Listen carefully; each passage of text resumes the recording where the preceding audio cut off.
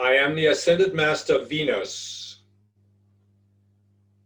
I am here to give you a perspective on the situation of women on planet Earth today.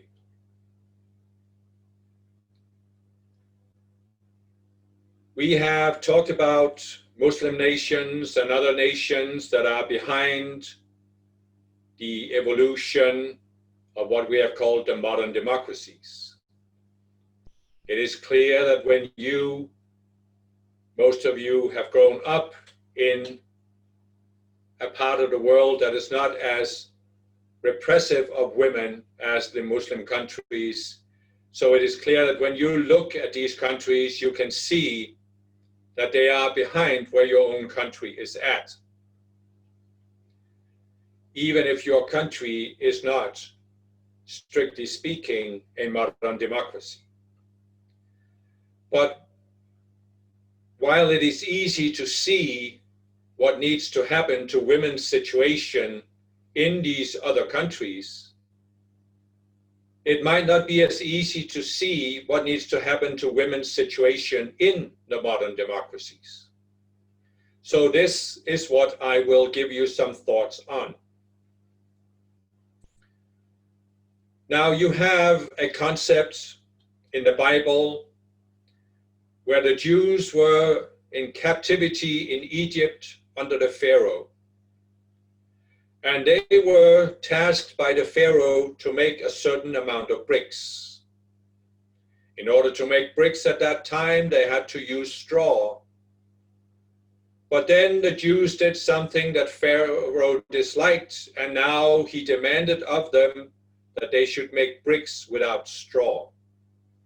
Well, this has become sort of a symbol for when an authority figure demands something of people that they are not really capable of delivering. You are demanding the impossible of your own people. So what I want to start out talking about is how even the most so-called advanced modern democracies on earth are demanding something of their own people that they are incapable of delivering. You are making, in these modern democracies, an impossible demand. The people simply do not have the means to fulfill that demand. Why is this so? Well, let us take these modern democracies. Not all of them are in Europe, of course, but let us look at the situation in Europe because it is such an obvious example. You go back 500 years in Europe, what do you see in those societies? We have given you the concept that you can look back at the past, look beyond events, look for trends, and then project them into the future. So what do you see 500 years ago in Europe? You saw societies that were much more closed than what you have today. The laws were more closed, society was more restricted, the majority of the population lived almost as slaves of the noble class and the feudal lords and the kings, with very little possibility of improving their lives. So from a certain perspective, you can compare this to today and say, what has happened in the past 500 years is that societies have become much more open. In other words, a democracy is clearly a more open society than a dictatorship. But why has this happened? Yes, you can point to a number of outer factors, political, economic, so forth and so on, and you can say, this is why societies moved towards democracy. But there is a factor that is generally overlooked and that has actually had an enormous, a decisive influence on the evolution of democracies, the transformation of these dictatorial societies into democracies. What is that factor? It is communication. Communication. What is the difference between a closed society, a dictatorship, and an open society, a democracy? There is more free and open communication. I know many people will point to the fact that in a democracy you have freedom of speech, but that is not what I'm talking about. Yes, of course, it's part of what changes a society into a democracy, that the people are granted freedom of speech. But it is one thing to have freedom of speech. It is another to be able to exercise it. In other words, even though people are free legally to speak about any topic, it doesn't mean that in their minds they are capable of talking about any and every topic. If you look back 500 years ago on these medieval societies, what do you see? Well, of course, you saw that there were certain outer restrictions to what people could talk about, for example, what was imposed by the Catholic Church. But beyond that, you saw that these societies had a number of taboos that people did not dare to talk about because it was considered that it was either forbidden or it was bad luck, bad things would happen to you if you talked about these topics.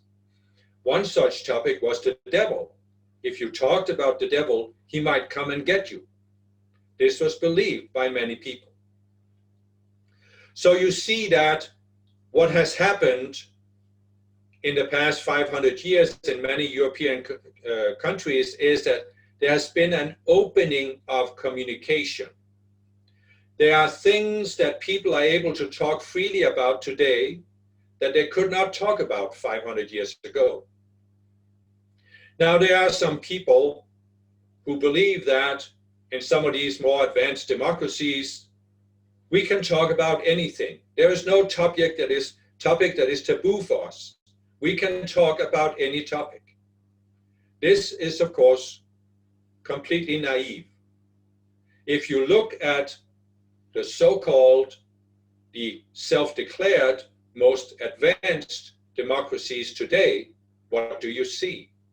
You see that there are many, many topics that people are not capable of talking about. They are not free to talk about them. Why are they not free? Well, let us let that thought rest for a minute. What is it that makes me say that modern democracies make a demands on their people that the people do not have the capability of fulfilling? Well, what is a democracy? I talked about the fact that communication has become more open, and that in order to shift a society from a dictatorship to a democracy, communication must become more open, it must improve.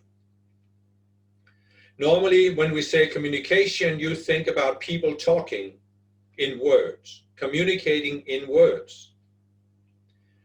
But from a certain perspective, all human interactions could be said to be a form of communication.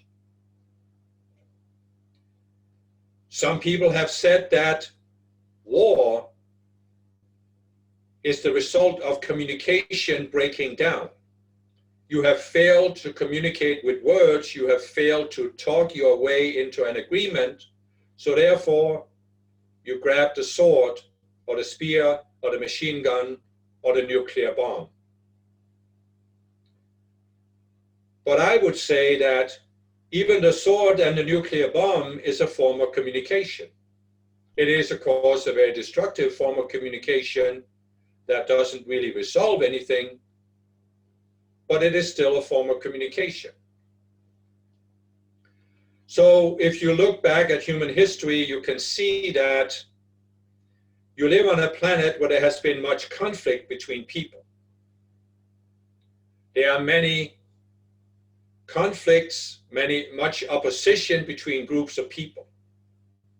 And so you could look at history as a process of conflict resolution, or at least attempt at conflict resolution. You could say, why do we have democracies today? It is because people have become better at resolving conflict. This is because they have become better at communicating. They have become better at communicating with words instead of having to communicate with swords or machine guns. War is still an attempt at conflict resolution. It's a very primitive and violent attempt, but it is essentially an attempt to resolve conflict. Machine guns are a form of communication. It is a violent and primitive form of communication, but it is used when words were not adequate for communication.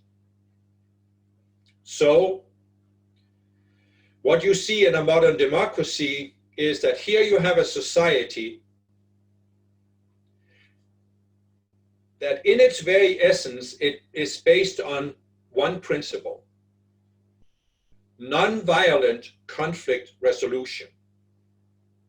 This is the essence of a democracy. You are seeking to resolve conflict without using violence.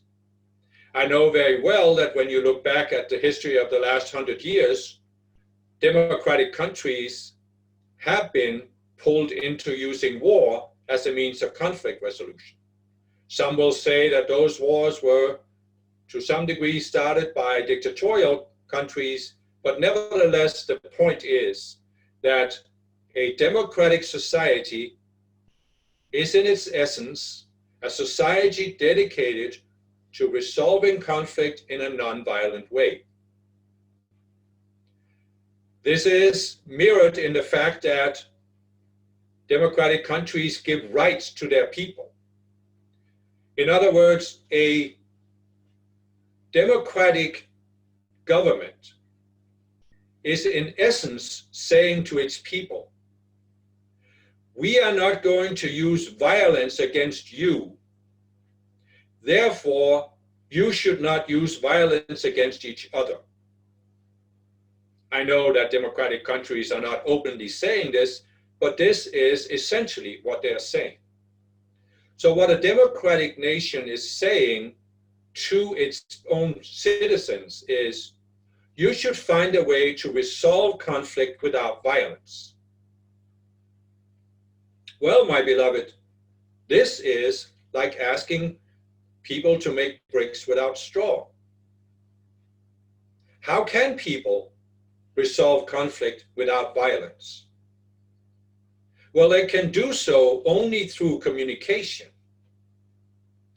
Non-violent, non-aggressive, non-dualistic communication. But how can people have this form of communication? Well, they can only have this kind of communication if they know something about human psychology and have used that knowledge to gain a certain control over their own psychology. Which modern democracy starts at the kindergarten level and gives its own people basic knowledge of human psychology? Well, none, obviously. So all modern democracies are asking their people to make bricks without straw because they are saying, find a way to resolve your conflicts peacefully without giving them the means, psychological knowledge and tools to do so. In a sense, people in democratic nations are facing an impossible task. Now, many people are still able to do this, to resolve conflict in a nonviolent way. But this is not because society has made an effort to give them the tools to do so. It is exclusively, listen carefully, because reincarnation is a reality. Many of the people who are incarnating in modern democracies today have a long history on this planet And they have over many lifetimes learned these universal lessons that, for example, are embedded in the Christian religion, but also certainly the Buddhist religion and other religions, of how to free themselves from the more aggressive tendencies in human psychology. But you see, of course, also many people in the modern democracies who are not at that level and who are therefore not able to resolve conflict peacefully. So what do you see as a dynamic in these modern democracies? Well, you see that there is a certain expectation from the level of the government. There is an expectation that people should be able to resolve their conflicts non-violently. And when they can't, the government then will first attempt to ignore it. The government will say, oh, this is not something we should be dealing with. This is something people should take care of themselves. But again, people do not have the tools. They have not been given the tools to take care of it themselves. So what usually happens is that the problem continues to grow, or at least awareness about the problem grows, until there comes a point where the government says, now we can no longer ignore this. We have to do something about, for example, domestic violence or violence against women. The government is essentially saying this shouldn't be happening in our country. We have such a sophisticated democracy that these problems should not be here. People should be able to deal with this on their own. Why should we as the government have to do anything about this? So the government, from the very beginning, is in an antagonistic state towards its own people. It's not taking responsibility for saying we as a democratic government should have given our people the tools to deal with their problems in a nonviolent way by giving them knowledge of psychology. We haven't done this. We don't feel it's our responsibility to do so. So now we have to deal with this problem of violence against women or domestic violence. How do we deal with this? We don't really have the tools, so we must develop some tools. And what is the attitude that the government takes? It is that here's a problem, we need to fix this. These people have a problem, they need to be fixed. Something needs to be fixed here. We need to somehow force these people to change, enact perhaps laws that give punishment, or we have to force them into psychological counseling that doesn't necessarily solve their problem, but nevertheless, what can society do? Well, it can only do what it can see. So you recognize here, I hope, that I am describing the dynamic. I'm not here blaming these modern democracies. I'm not blaming them and saying you should not have this approach. What I'm saying is it is time, and it is high time, that these societies realize that the next step in their evolution is to deal with human psychology. What causes physical violence? What causes a man to become so angry that he beats up his wife and children? Well, it is obviously on the immediate level, his feelings. His feelings are overwhelming him. He has such negative feelings, perhaps of anger, perhaps of feeling powerless, feeling he can't do anything with his situation, that he cannot control himself. But why can't he control himself? That is the question that societies are not asking. And of course, there are many reasons for this, which you know about as Ascended Master students. He can be open to demons and collective entities that are overwhelming his emotional body. But on the level of what we call the universal ideas, it's because he does not have the knowledge of human psychology that enables him to deal with his own feelings so that they do not build up until he is overwhelmed by them. He has not learned to redirect his emotional energies so they do not accumulate as anger. When you look back at history, look at how many situations in all societies seen on the planet. Look at how many situations you see this very same pattern repeated. A man becomes overwhelmed by his emotions and acts out in violence against other men, against women, or against children. Just look at world history. Look at the individual level of ordinary people. How often a man has become overwhelmed by his feelings of anger, frustration, and has acted out in violence. Then look at some of these dictatorial rulers that you see throughout the world. How often has a king become overwhelmed by his own emotions, started a war with another king that has led to the killing of tens of thousands of people?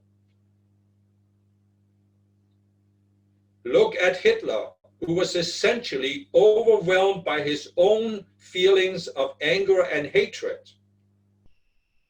so that he started the Second World War. Look at Stalin, who was overwhelmed by his own fears and paranoia, leading to the killing of millions of his own people. Look at Mao, who did the same thing. You see these men. You can look beyond the outer context and see it is the same pattern. A man is overwhelmed by feelings of fear and anger and hatred and now acts out in violence.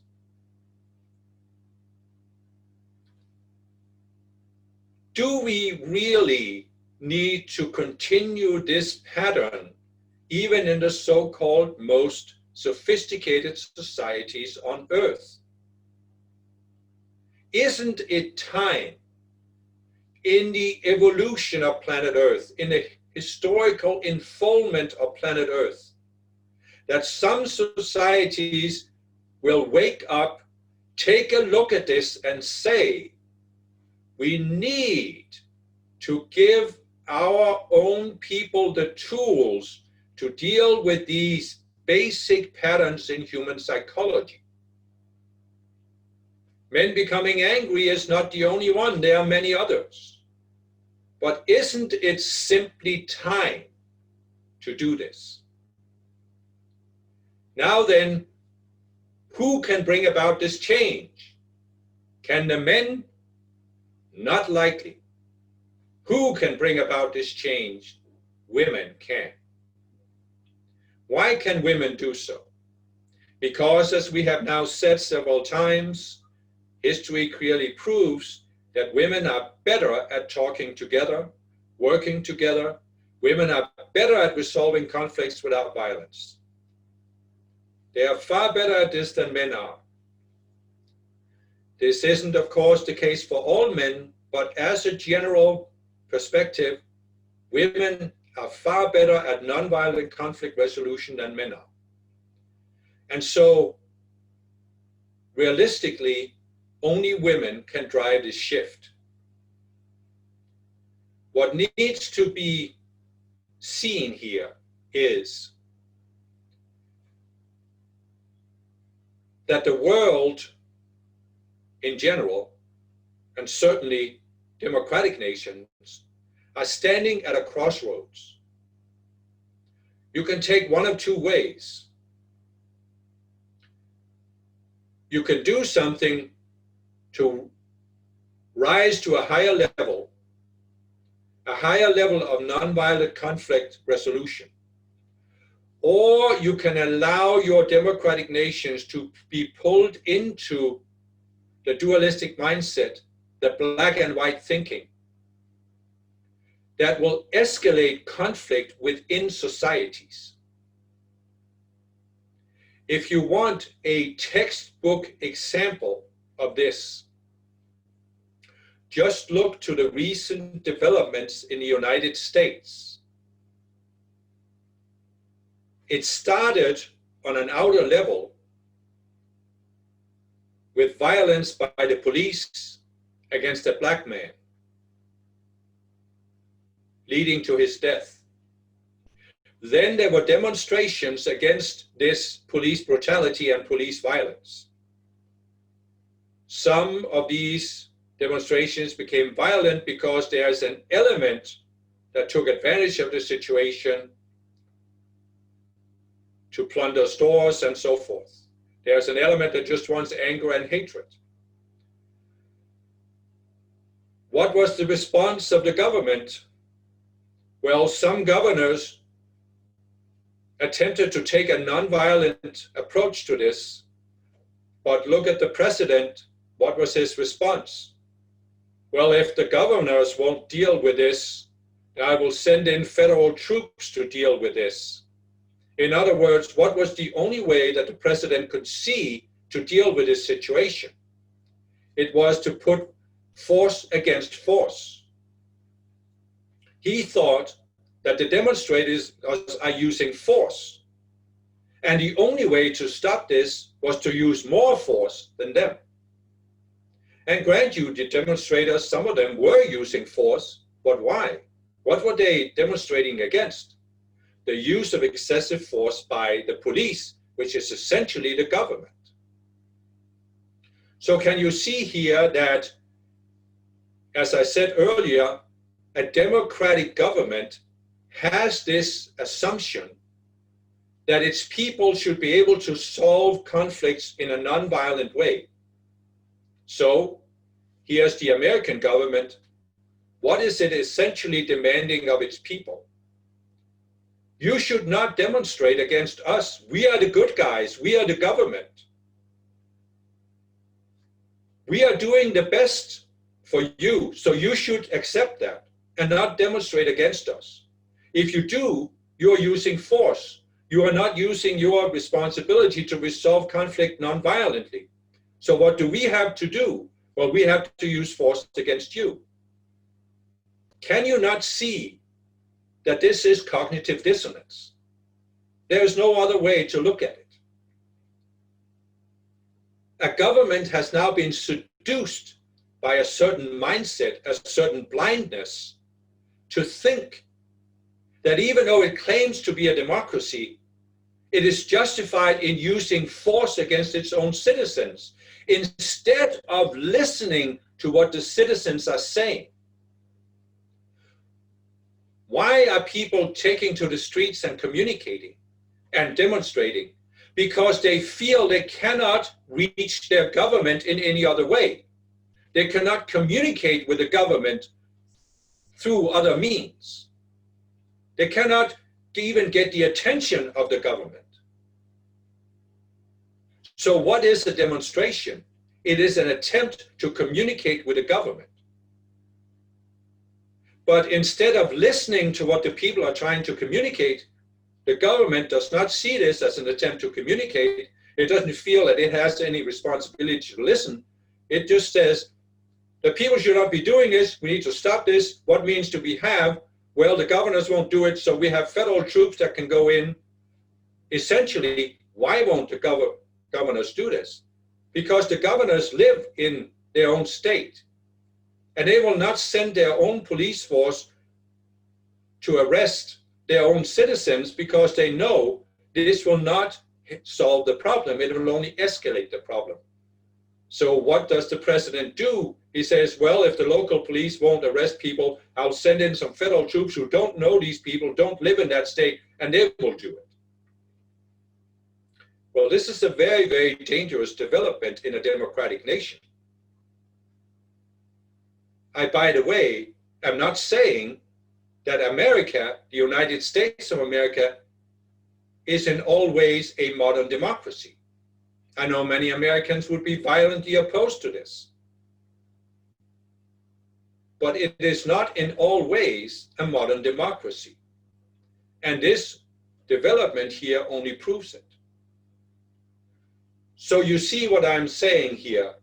The democratic world is, in a certain sense, at a crossroads, where you can go further and further into this, using force against your own people, whereby the people, at least some of them, will use force back at you, and it will escalate and escalate, and who can tell how far this will go?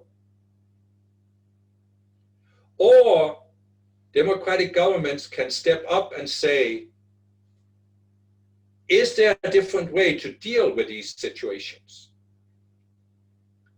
And the obvious way is better communication But saying that we need to have better communication is not going to do it. How can people have better communication if they do not have a basic understanding of human psychology? It cannot be done.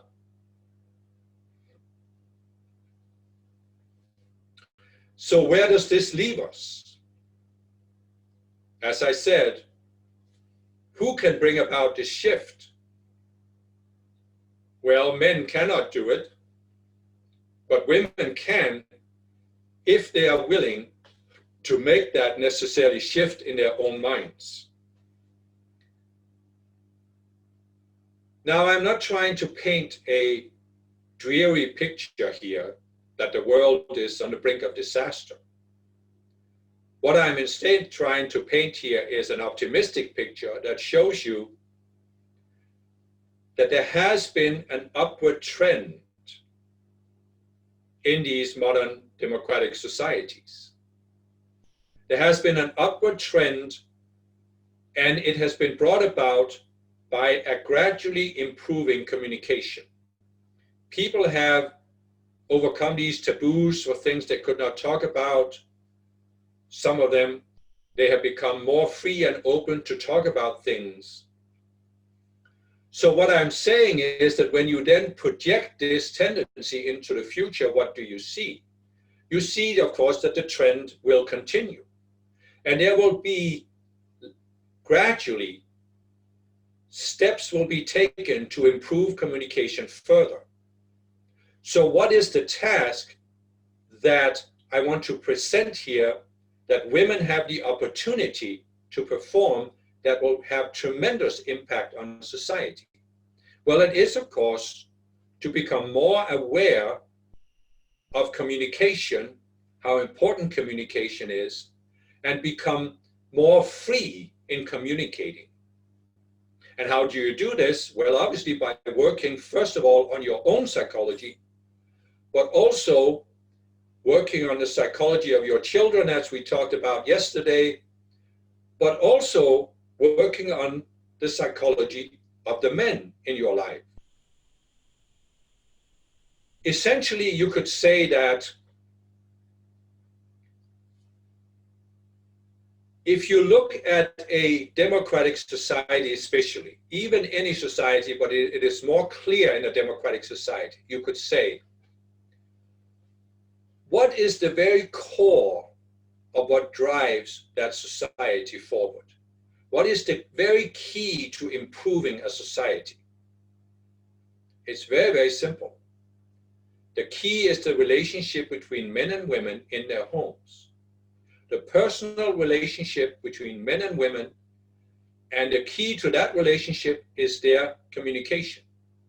Can they communicate or can they not? So you could say here that if you are a woman, if you are concerned about the political situation in your country and in the world, if you feel a desire to improve that political situation, what can you do? Well, of course, I am in no way saying that women should not go out and take action, engage themselves in politics or in other parts of society. Of course, for many women, this is part of their divine plan, and they should certainly do this. But there are also many women who look at this and say, I feel powerless to do anything about my society. What can I do? And what we of the Ascended Masters are hoping to help people see is that you are never powerless. There is always something you can do. Whatever your situation may be, there is something you can do to improve that situation. So even when you look at your country, what can you as an individual woman do to improve the political situation in your country? Well, you can start with yourself. You can always start with yourself, working with your own psychology. But the goal is not just to work with your own psychology. You can also work on your relationship to the man or men in your life. How can you improve that situation? Well, you can do it by improving communication. And you may say, well, my husband doesn't want to talk about feelings. Men don't want to talk about feelings. And I would say, you're correct. Men do not want to talk about feelings the way women talk about feelings, the way you have so far been talking about feelings. But is that necessarily the only way to talk about feelings? Is it possible to find a different way to talk to the man in your life than what you have been doing so far? Well, it is only possible if you are willing to look at your own psychology, look at your reactionary patterns, look in what context you were brought up, in what culture you were brought up. As a woman, you need to be willing to look at your own culture and identify what are the roles for men and women that are defined in my culture. How did my mother relate to my father? How did my grandmother relate to my grandfather? This is what I grew up with. I grew up seeing this, seeing the adults around me relate to each other as men and women in specific ways. These were not explained to me. They were not identified as being roles. They were presented to me as, this is the only way that men and women can interact. This is just how we do it. This is how women are, this is how men are, and therefore this is how we interact. If you are willing to improve your own life and society, you can take a look at these roles, identify the characteristics of them, and you will see that these roles lock men and women in a certain pattern for how they react to each other. Men and women are locked. Look at your own families, your parents, your grandparents. You may even see that there has been a shift between your grandparents' generation and your parents' generation. Maybe there hasn't been, but in some societies there has been. And so look even at popular culture. Look at movies and TV series and how they portray the interaction between men and women. If you look at movies and TV series in your own country, or if you look at the mass culture being spat out, I might say, by Hollywood, what do you see about how they portray the interaction between men and women? And you will see that they almost universally portray men and women can't talk to each other. At least they can't have a free and open and neutral communication. There are certain patterns that they are locked into. They talk to each other a certain way. They may use a certain tone of voice, and it locks them. It blocks their open communication. How can you really communicate in this way? If you look back at all societies on the earth, but especially the modern democracies, you will see that men and women in general cannot have any deeper, sincere, neutral conversation. There is always a charge, an emotional charge. And what you will see is that people are reacting to the emotions, and they are not able to take the conversation to a higher level that is beyond emotions. You can see many times in movies and TV shows how in the modern age, for example, it is often portrayed that women are no longer subservient to men. Women are no longer quiet and obeying their men. This is what you see in many of these modern movies and TV series. But what have they done instead? They have adopted this ironic, sarcastic tone of voice where they are talking to their men with this derogatory tone, putting the men down, seeking to put the man in his place.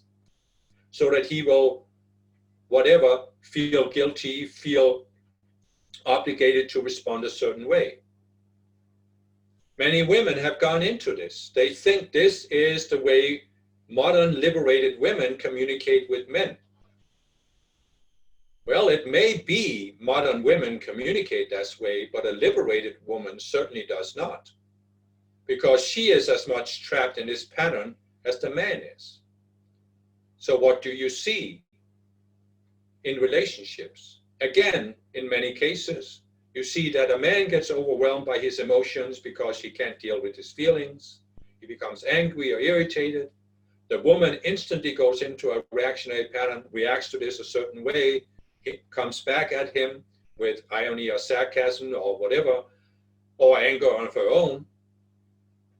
And instantly communication is blocked. There's no possibility of any real communication here. There is an emotional charge being sent out by the man. It triggers an emotional charge in a woman. She sends an emotional charge back at him. And now there is a ping pong match of these emotional reactions back and forth. Now you also see some women in the modern world who have freed themselves from this emotional reaction, but they have gone into a mental level reaction, where they are seeking to talk in a certain intellectual way, reasoning way, rationalizing.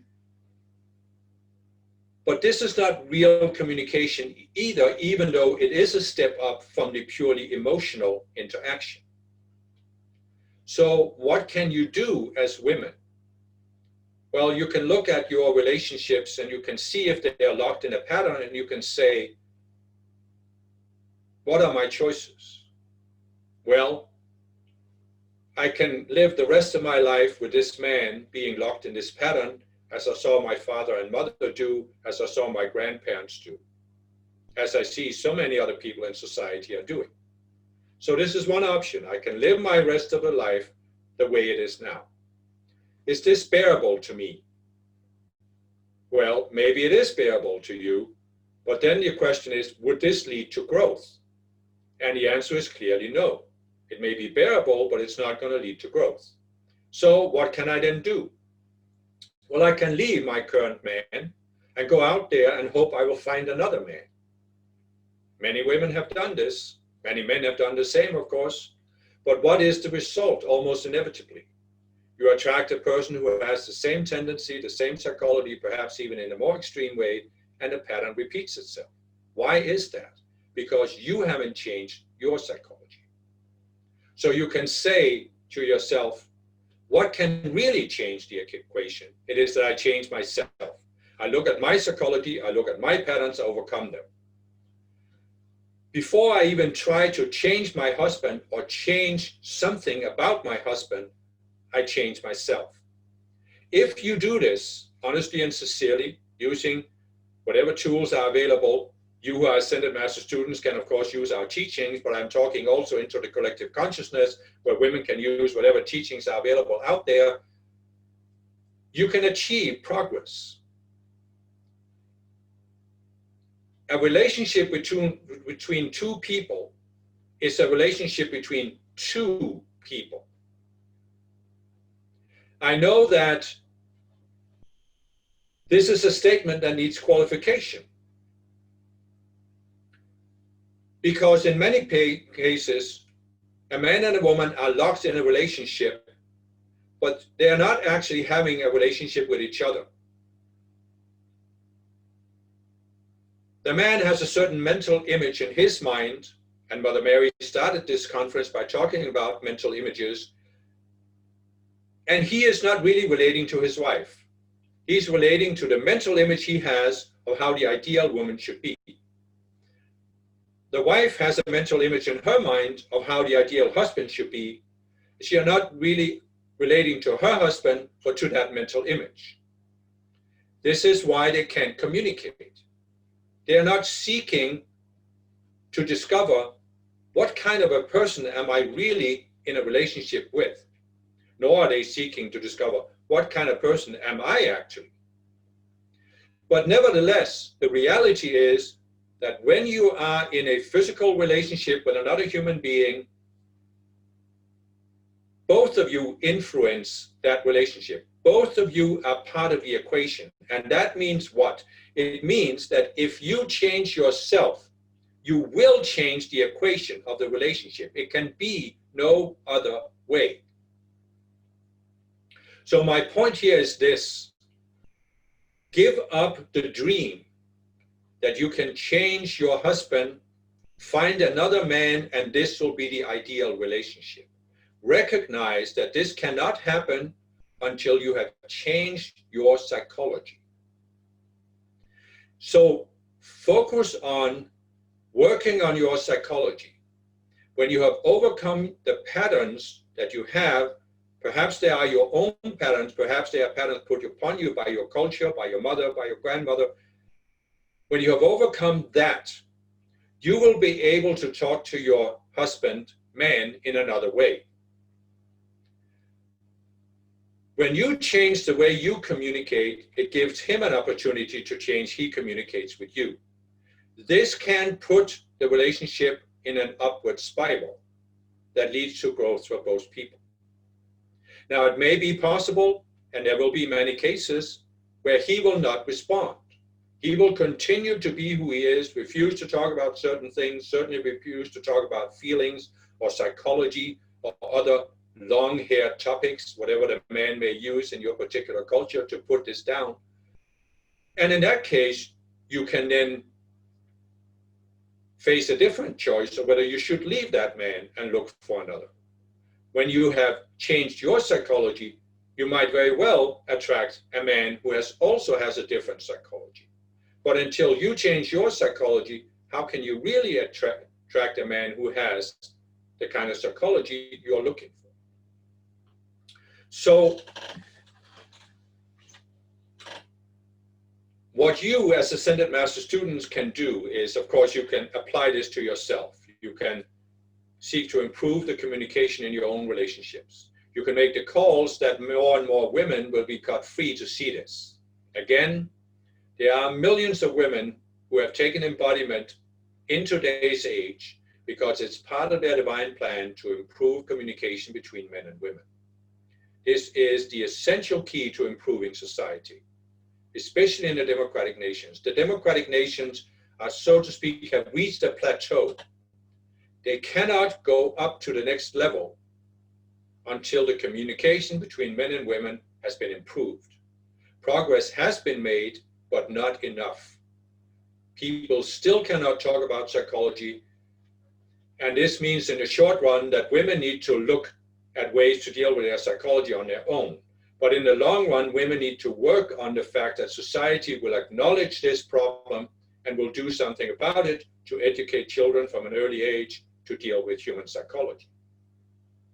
It is simply the next logical step. I know we have said this many times. We need to continue to say it because many impulses need to be sent into the collective consciousness before there's a shift. For every time we say it, we're sending an impulse, and a certain rung of women are awakened by this. And that is why we continue to send out these impulses where you may say, we are using the same words, we're talking about the same things. Yes, but that is because repetition is necessary to awaken first this rung of women, then the next, and so forth. This is also how your invocations and decrees have an impact. You give an invocation one time and the impulse awakens some people. Then you give it again and more people are awakened. The more of you give an invocation, the more people can be awakened and so forth. So you recreate this snowball effect that gradually increases, expands, intensifies the momentum, and more people are awakened. As we have said now also several times, how does positive change happen in a society? You can look at outer factors and you can say, oh, this country enacted a constitution, that law was enacted, this initiative was taken by the government or by the intellectual elite or so forth and so on. But why were these steps taken? Why did they have an impact? because there was a shift in the consciousness of at least a critical mass of people. And what was the shift? It was that suddenly some people woke up to a new perspective and they saw, oh, this is obvious. This is self-evident. It is self-evident that women should be allowed to vote.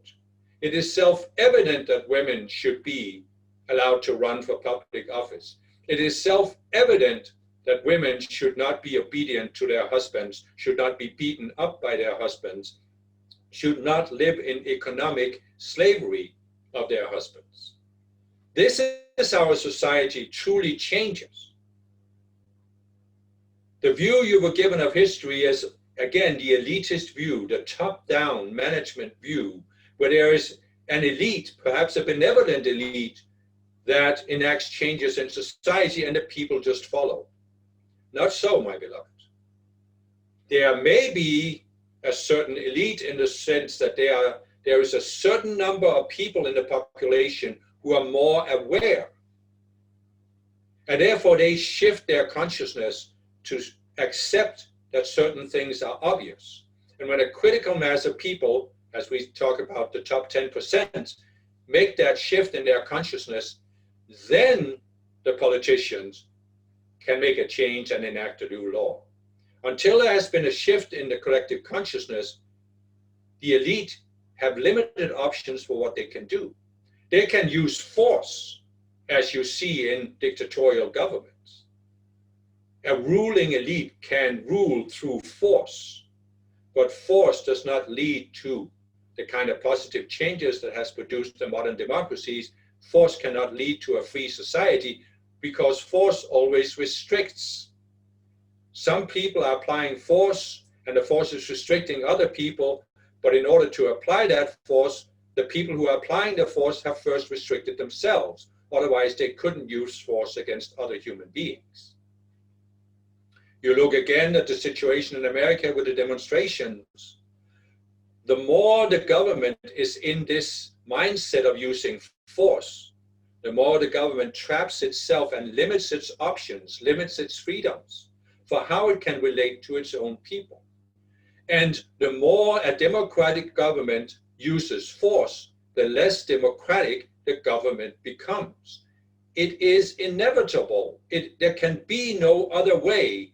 And I am saying this because there are people out there who are ready to wake up and realize that this is self-evident. Some already have, but more are ready to wake up and see. This can only lead to disaster. Therefore, we need to find a new way, as we said last year in our dictations in America, to change the public discourse,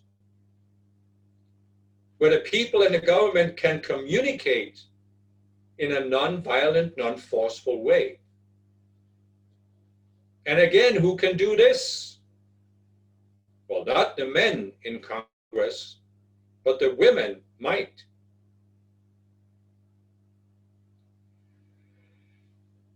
And so, with this, I have concluded, so to speak, the business end of my address. But I have some more things I want to communicate with you. You are Ascended Master students. You know the story told about how there was a point where the Earth was in a very low stage. The future of the Earth was uncertain. And Sanakumara and myself volunteered to hold a spiritual balance for the Earth. And 144,000 live streams from Venus vowed to take embodiment on Earth to hold that spiritual balance. Now, Venus has traditionally been associated with love. And it is true that what caused the live streams of Venus to decide to embody on this very chaotic dark planet called Earth was love.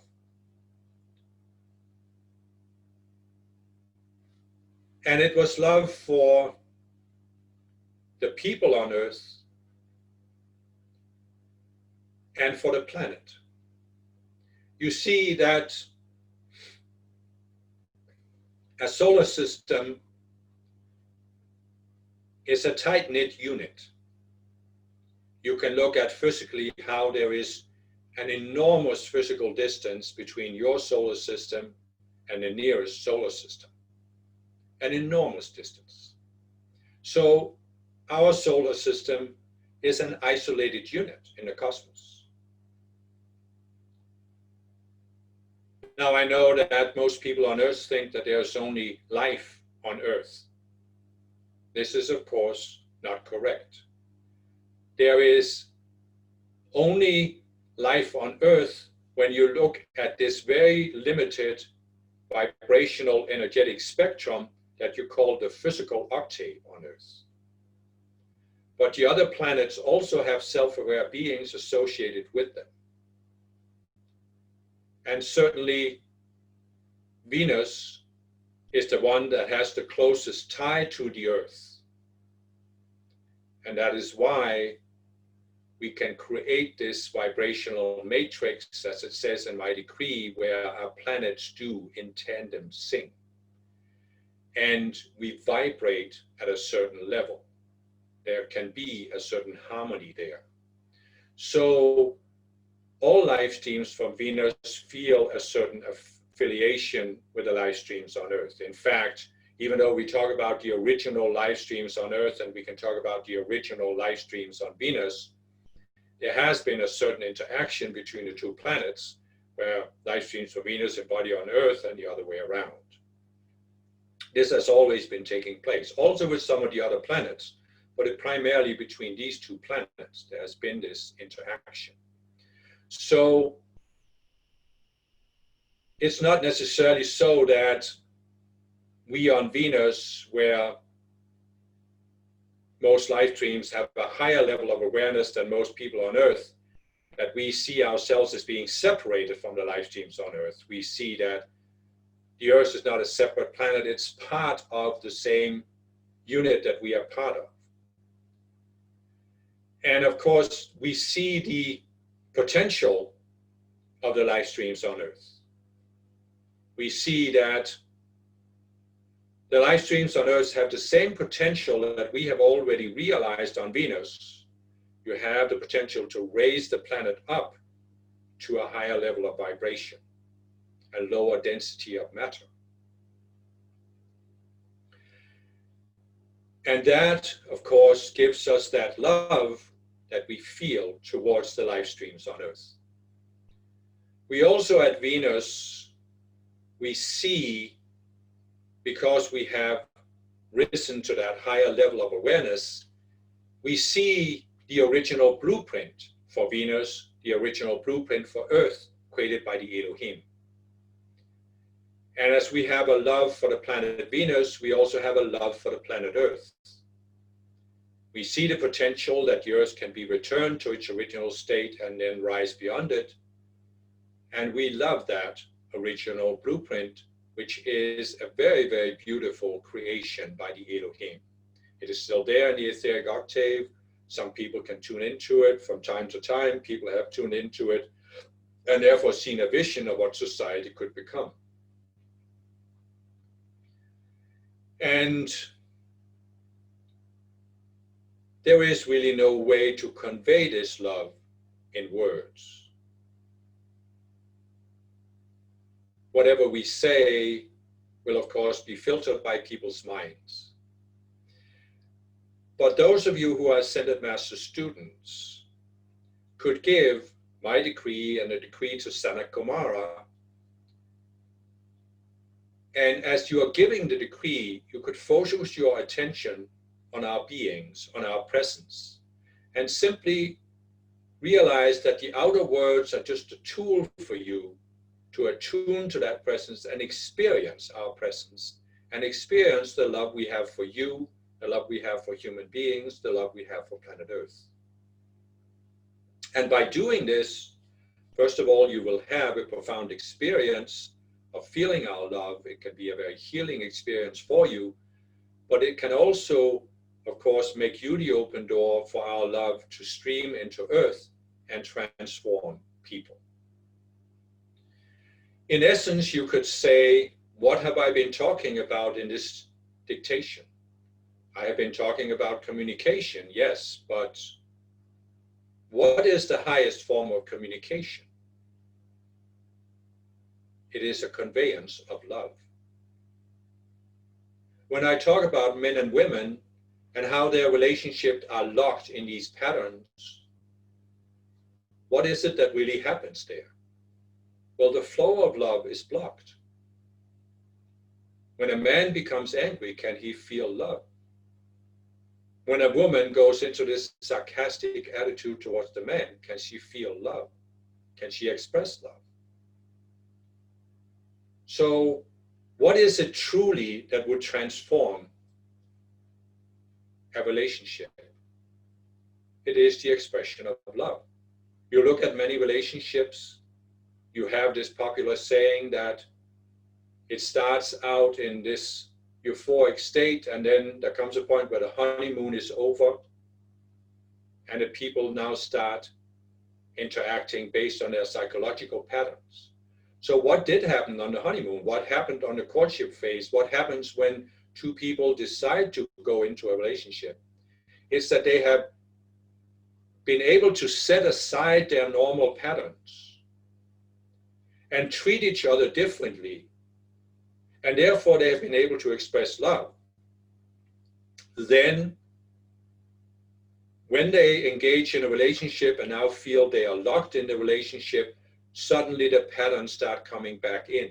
In many cases, it's because men in a certain culture have a certain view of what their wives should do. They cannot apply this to you before they are married to you. They set you free from it, but once you have married them, now you're supposed to fulfill that role. Women also have a view of how their husbands should behave, and so now there comes this element of there's an expectation you should behave a certain way, and if you don't, I have a right to then blame you for not doing this. And then I can apply various kinds of force to try to get you to perform your role. And as soon as that dynamic comes into the picture, what have you blocked? The flow of love. So who are you as an ascended master student? Whether you're a woman or a man, are you not a being who is dedicated to becoming an open door for the flow of light from the ascended realm into the physical? Well, light, of course, takes various forms, but certainly one of the forms that this spiritual light takes is love. So if you are an open door for the ascended masters, would it not stand to reason that you also strive to become an open door for the flow of love that is expressed to the people you encounter? First of all, your spouse, a man or a woman, and your children. So what can really transform your relationship? Well, not only that you improve the communication with words, but also that you improve the communication with energy, where you become able to express love towards your partner. And so you could say, if you want to look at this, strive to come to a point where you can express love towards your current partner. It may be rejected. Then you can move on. But at least strive to come to that point. Because until you can express love towards your current partner, however that partner is, you have not really freed yourself from the patterns in your psychology that block the flow of light through you. And so this could then be my encouragement to you who are Ascended Master students and who can recognize this consciously. It is, of course, also an impulse I send into the collective consciousness. What will transform the relationship between men and women is not just communication. I know that there are many, many women who have it as part of their divine plan to improve communication between men and women. That is why, part of the reason why they come into embodiment. But I also know that many women, when they are awakened to this, will take the approach that is so often taken in Western societies, where you use the rational, reasoning, linear mind to say, our goal is to improve communication. How do we do this? We need to understand communication. We need to break it down into its components and say, what is it? How is it we communicate? What is good communication? What is bad communication? How can we eliminate the bad and open up the good? And even though this may lead to a more open conversation at an intellectual level, the question is that the highest level of human communication? And of course it is not. Open communication is good, but it is the omega aspect of better communication. Free and open communication where you can talk about any topic, you can talk about it in a way that isn't emotionally charged. But true communication is not just intellectual, it's not at the mental level either. True communication, the highest form of communication, is transforming communication, transformative communication. And that is not done at the emotional level, at the mental level, or even at the identity level. That is can only happen when a person becomes an open door for something that is more, something to stream from the ascended realm into and being expressed in that communication. And that is, first of all, love. It can be other aspects of spiritual light. All 7 rays can be expressed this way and can be transformative communication. But the obvious one to start with is love. Besides all of the, we might say, mechanical aspects of communication, can your communication express love? Because it is truly love that will transform relationships. Why did most relationships start with love?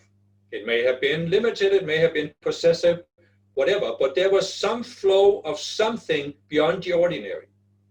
What can reestablish communication in the relationship?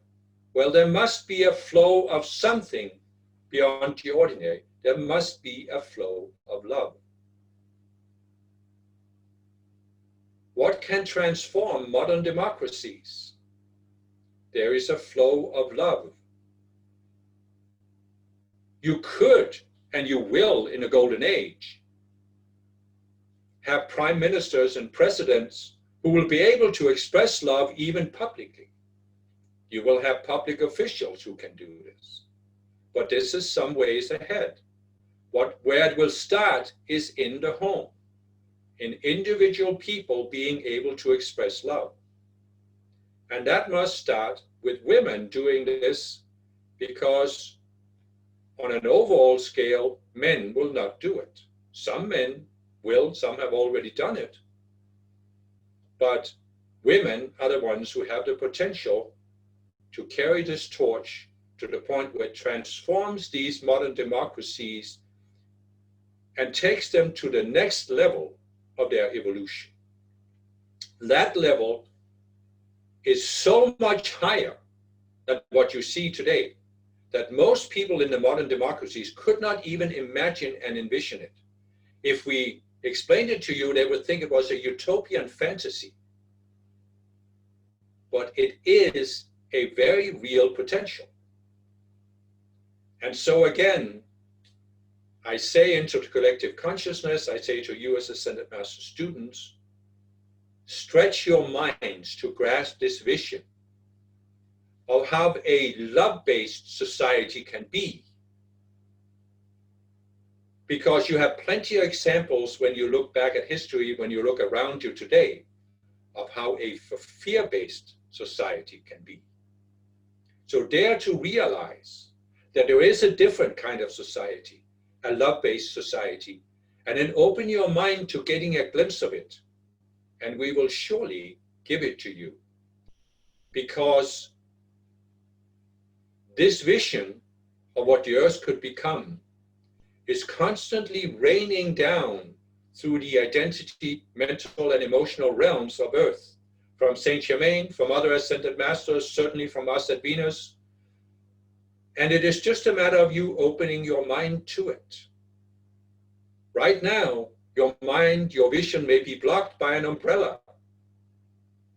But if you fold down the umbrella, does it not rain upon you? Will the rain not fall and hit you? Well, of course it will.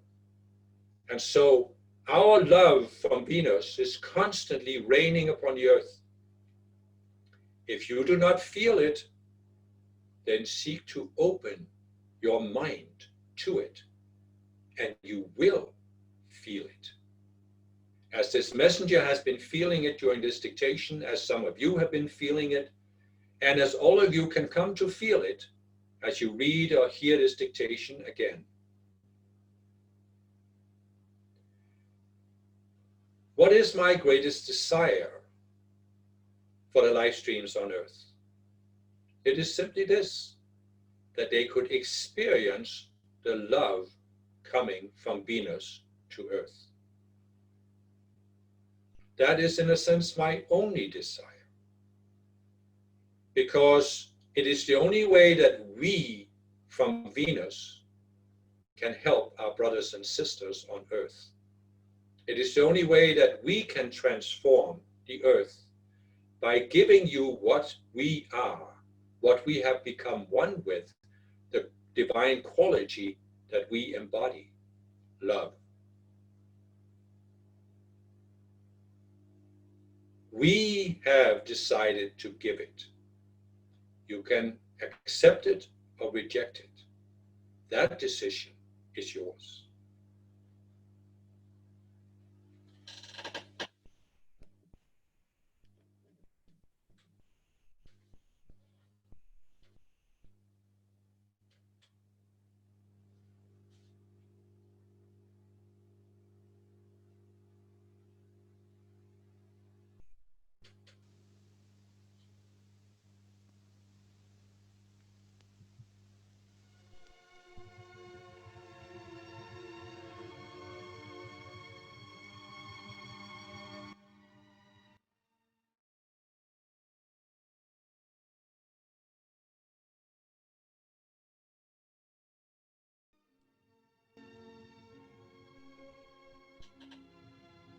I'm normally reluctant to speak after a dictation because I don't want to say anything that could interfere with your experience of the dictation, your experience with the master. But I feel moved to share something with you here. Venus was talking about the love that has been streaming through this dictation and that the messenger has been feeling. So after the dictation was over, I was contemplating, or have I been feeling the love? Because normally when I receive a dictation, I'm in this neutral state of mind that I've been talking about. So I don't necessarily even really feel in a normal way what is coming from the master. I'm just sort of focused on being neutral, or I'm just in that neutral state of mind. But I realized that I have, of course, been feeling the love, but then now that I could just go within and center on my heart, I was allowing myself to open myself to it. And what I felt was not what you normally would call love on earth. But what I sensed was this, which I have sensed before from the masters, this expansion of consciousness, this expansion of perspective. And it's what has sort of driven my relationship to the Ascended Masters since I first heard about Ascended Masters. This was back in the, I think, 1983, 84, where I became aware of the concept of Ascended Masters. And at some point in the early stages there, I had a sort of very superficial view of what the masters are, but there came a point where I realized that they have value precisely because they are not in embodiment. And therefore, I could grasp at the time that they see something that I don't see. Their perspective is much broader than mine. It's like I am inside this little box, and I have this small binocular that is giving me a very limited view of the world around me, and I'm looking at the world through this binocular. But the masters are not only outside of my box, but they are not even on Earth. They are looking at Earth from a much broader perspective. And this understanding has followed me ever since, and it has always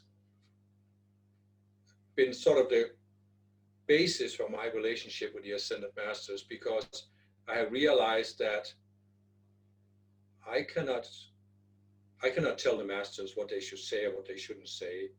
And I can't, with my mind, with the outer mind, I can't fathom what they should say or what they shouldn't say.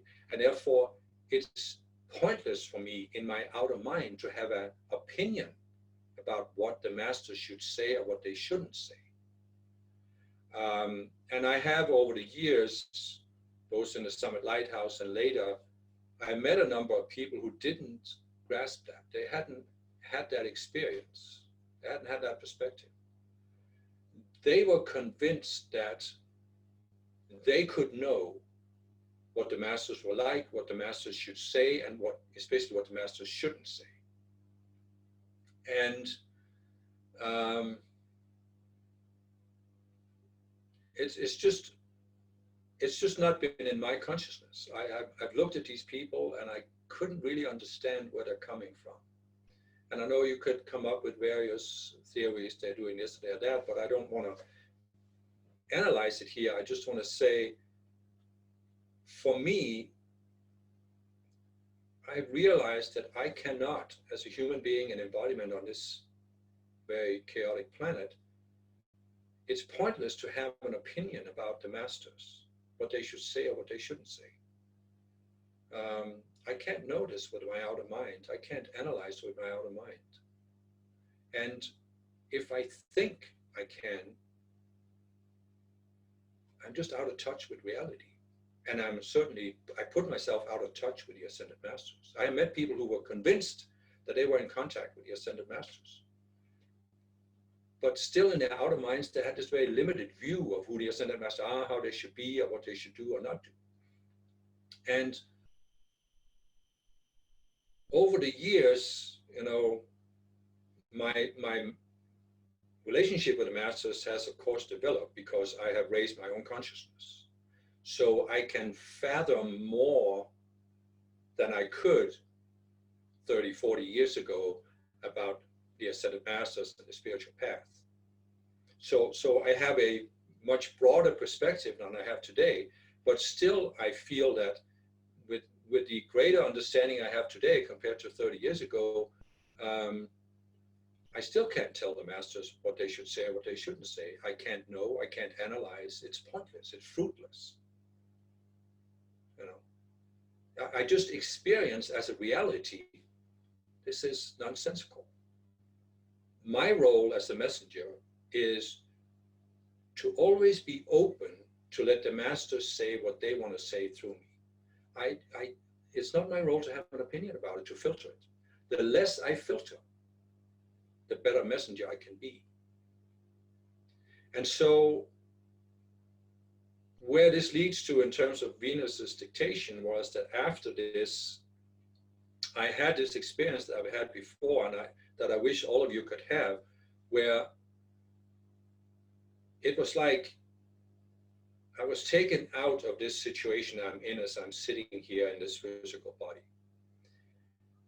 And it wasn't that I was taken to anywhere in particular, it was just that I had this spherical awareness, this enormous sphere.